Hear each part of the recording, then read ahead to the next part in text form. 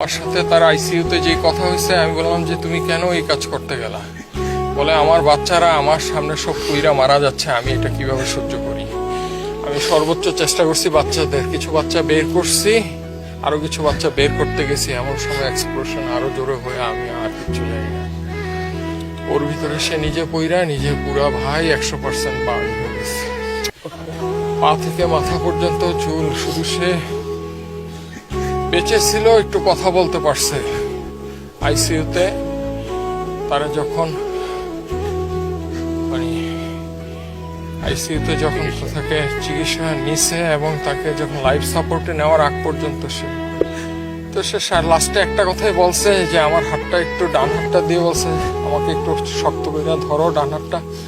আমি শক্ত করে ধরছি, ভাই ধরা যায় না, পুরা সব কিছু পুরা বুকের এইখানে নিয়ে বললো তোমার সাথে আমার আর দেখা হবে।